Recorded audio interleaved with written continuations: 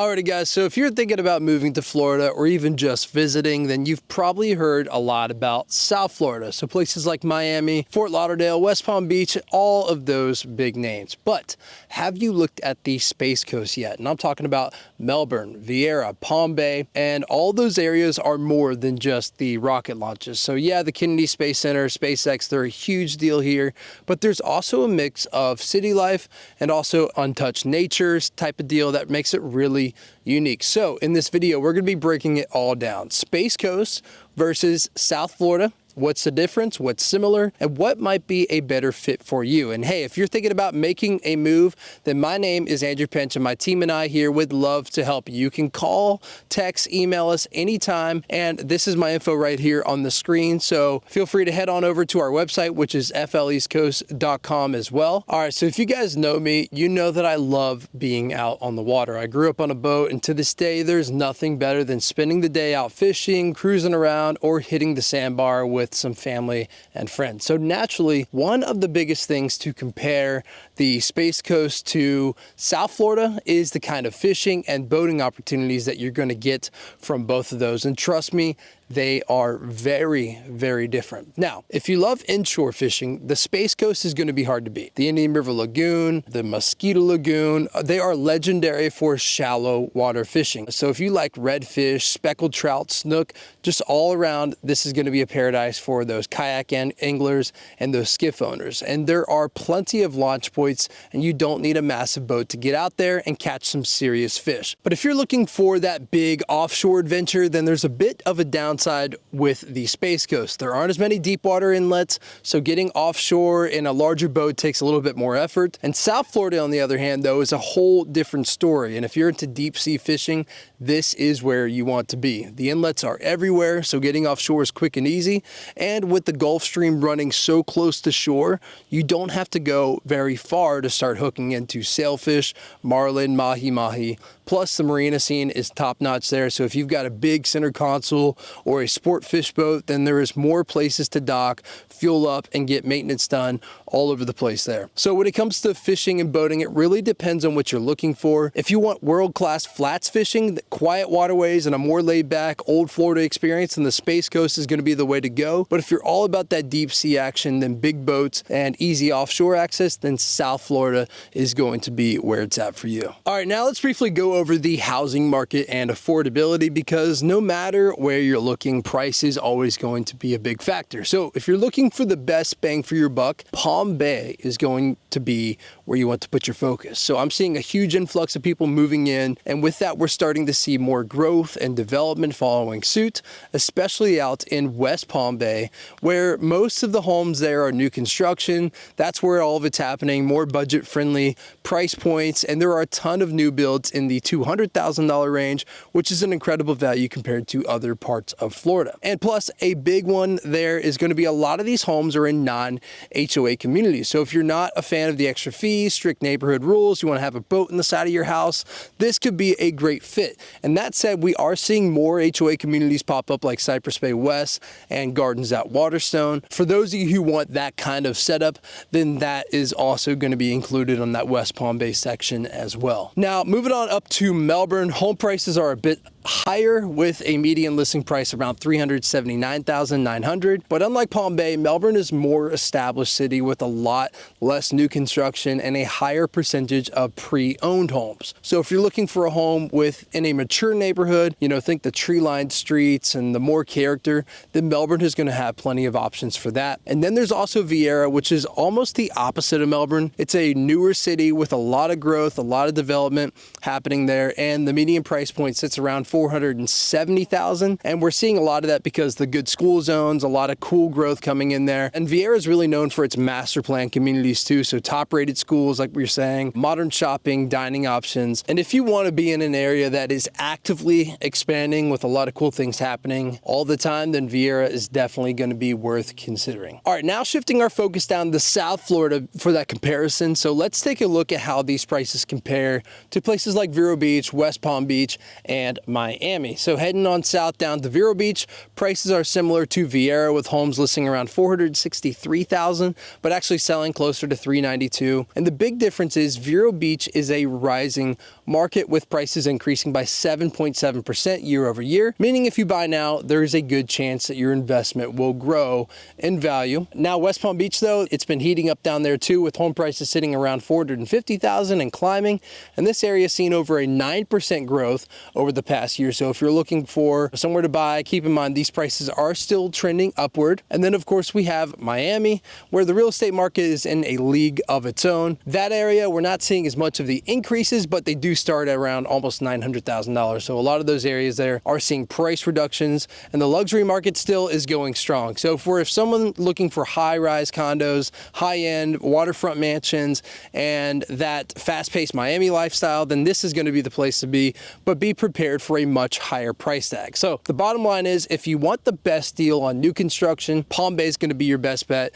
Melbourne offers a bit more of that established feel with mostly pre-owned homes, while Viera is going to be that fast-growing master plan community with lots of new development. Now, if you're chasing the strong appreciation of luxury, then Vero Beach, West Palm Beach, and Miami each bring something unique to the table. Vero Beach being the more middle ground between the two. You've got West Palm Beach and everywhere else just going up. So the further you go down, the further you go up in price. All right, now in this section, I wanted to talk about waterfront living, because if you're moving to Florida, then chances are you've at least thought about having a home on the water. So whether you want to be right there on the Intracoastal with that beautiful river view, or you just want to be tucked back in a canal front property, which is my personal favorite because you don't have that wind, you're just going to see a big difference between South Florida and the Space Coast with price, availability, and even the type of boating that you're going to be doing. So on the Space Coast, waterfront living is going to be a lot more affordable. You can still find canal front homes with direct access to the Intracoastal at a much lower price than you'd find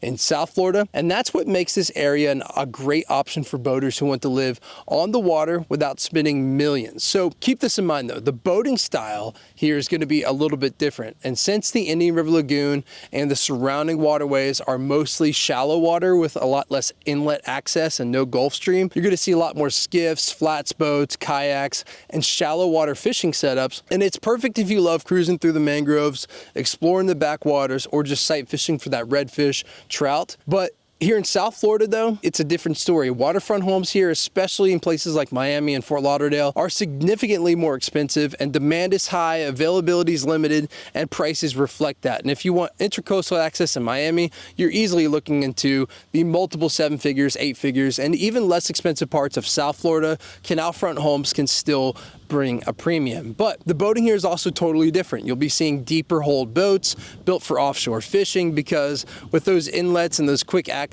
to the ocean and that Gulf Stream, this is where people are going to be chasing the mahi, the sailfish, and deep dropping for some grouper and snapper offshore. And if your goal is to get offshore quickly, then South Florida is where you want to be. So if your dream home is living on the water and you have a boat in your backyard, but you don't want to be spending a fortune, then the Space Coast is definitely going to be hands down the better option and more accessible. But if you're down in South Florida, you don't mind the higher price tags, then you're going to be finding a lot more luxurious waterfront properties in the country and easy access to world-class deep sea fishing. That is going to be where you find those properties in South Florida. It's a huge change between the two, and you got to really keep that in mind if waterfront living is going to be what you need here in Florida. All right, now let's talk about lifestyle and what it's actually like to live in these areas, because beyond just home prices and boating access, where you live has to match how you want to live. So the Space Coast, it has more of a laid-back, outdoorsy feel with a strong focus on nature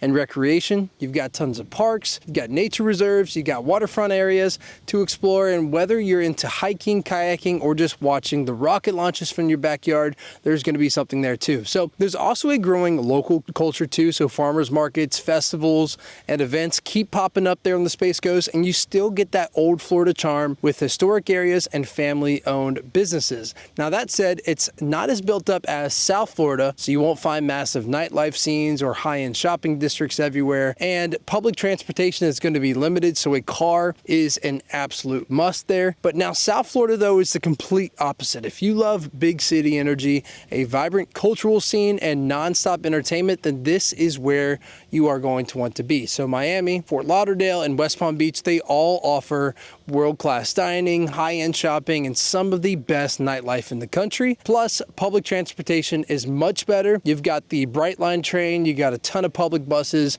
Metro Mover, all making it easier to get around. But of course, all of that comes with a price, and that's literally speaking. So the cost of living in South Florida is significantly higher. And if you have sat in Miami traffic, then you know that congestion and crowded spaces are just part of the deal. If you want a more quieter, nature-focused lifestyle, then the Space Coast is going to be the way to go. But if you thrive on big city experience and excitement, luxury amenities, and a faster pace of life, then South Florida is going to check those boxes for you. So just be ready to pay for it, both in dollars and in patience when it comes to sitting in that traffic. Alrighty guys, now this is a big one. Let's talk about climate and weather, because while Florida is known as the Sunshine State, not all parts of it experience the same conditions year round. Now, the Space Coast, it's got a subtropical climate, which means that mild winters, hot, humid summers, that's all going to be apparent there. And you're looking at about 234 sunny days a year. So if you love spending time outdoors, then you'll get plenty of chances to do that. Winters here are comfortable, with temperatures rarely dropping too low. And while summers are definitely warm, you've always got the ocean breeze to help cool some things off. Now, South Florida, on the other hand, is a little bit hotter. Vero Beach is right where the tropics really start to begin. So you're talking more heat, more humidity. Since it's further down south, closest to the warmest parts of the Atlantic, temperatures tend to run a little bit few degrees warmer, and the humidity sticks around a little bit longer. But the big difference is hurricane activity. So while Space Coast does see some storms, the South Florida area is going to be historically hit more often due to its location. So Miami and the surrounding areas are closer to the tropics, meaning that they are more likely to be in the path of those major hurricanes and those tropical storms. So if you're comparing the two, both have plenty of sunshine, both have hot summers, but the Space Coast gets slightly milder weather with typically fewer direct hurricane hits as compared to South Florida. Alrighty, now retirees, if you're watching this, then you can go ahead and skip this section if you want. But if you're still working, or if you're trying to figure out where the best job opportunities are going to be, let's talk about employment and the economy, because the job market in the Space Coast and in South Florida is going to be very different. So starting off with the Space Coast, it has one of the most unique job markets in Florida, thanks to its huge aerospace industry with NASA, SpaceX, Blue Origin, and other space companies that are expanding. There are definitely going to be tons of opportunities for engineers, technicians, and anyone in the tech and defense sectors. And speaking of tech, we're also seeing a growing presence in startups and innovation hubs there, making their way to the Space Coast. So it's making it more attractive for professionals outside of aerospace to move there as well. Now, tourism is going to be a big play in places like Cocoa Beach, Kennedy Space Center, and the Brevard Zoo. All bring millions of visitors here, supporting those jobs, hospitality, retail, and recreation. And because of the cost of living is a little bit lower than in South Florida, a lot of the younger professionals and families are choosing to buy here rather than rent in pricier areas down in South Florida. Comparing South Florida, though, its economy is way more diversified. So you've got major finance hubs in Miami, West Palm Beach, a huge healthcare industry, and strong international trade sector thanks to the Port of Miami,